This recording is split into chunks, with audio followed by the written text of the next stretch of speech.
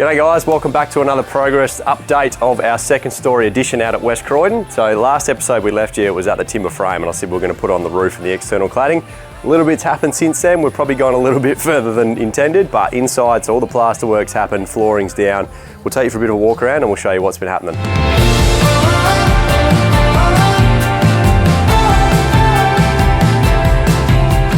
So underneath the plastic and the boards here, we've got the new Merbau hardwood deck in full swing as well. Just a little bit to finish off at the front. We've got this covered up at the moment because we've got all down the side here. We've got Benny and James, the landscapers, are back just reinstating the paving, just spreading out a little bit of rubble at the moment. We had to pull all this up to redo the sewer drain and the stormwater underneath. So this wraps around the corner, but yeah, the guys are working away just to reinstate the paving so it looks like it was always there. Progress inside, so downstairs here, thinking back a little while now, so we actually had, this is where our temporary wall was, so we'd sectioned off the existing kitchen so that that was all still usable for majority of the reno. So that was a big diagonal wall that went through the middle here, just to block that off.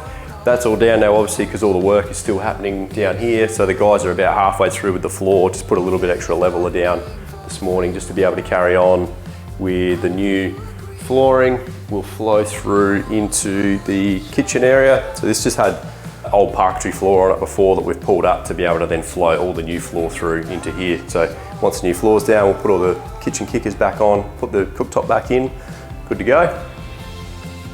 So the downstairs ceiling down here, we tried to keep this as seamless as possible. New plasterboard ceiling through with the traditional battens and the old cornice to match. We need to find something somewhere new. Let's bring this up higher, higher. Right, so that's a quick little go on downstairs. Let's go up top and we'll show you what's been happening up here. Fire, fire.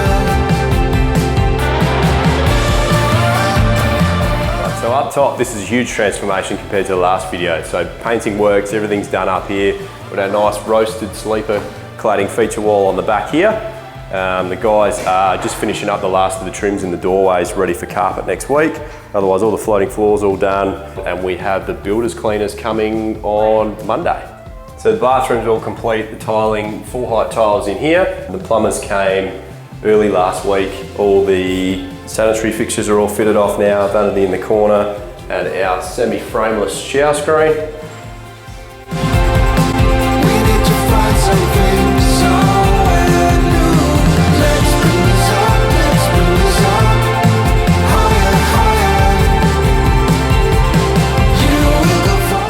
So the last to happen in the bedrooms, we've got the carpet going in next week, but all the electrical fit off is done now. All the downlights and ceiling fans are all fitted off. This little room here, being a second story, butts into the single story part of the original Tudor home. Where the second story went across actually blocked out the original manhole. So we've put in this little PA access door here where it butts into the existing roof, just making sure that there's still a good access into the existing ceiling spaces. So the two side bedrooms of this place, you would have seen in the frame stage, we've got an angled wall on this side to stop the overshadowing onto the neighbouring property on the side. This window being in here, obviously a window to work perfectly, the drainage system inbuilt and the windows need to be up 90 degrees and nice and parallel. Being on the angle, we've had to fully wet seal this window from the outside to ensure that there's no water ingress through that window. On the front window of the property here looking out to the street, it is accessible to be able to look straight into the neighbour's yard. So to comply with overlooking, we fitted a 400mm vertical aluminium blade just to stop the direct line of sight out of that window into the property.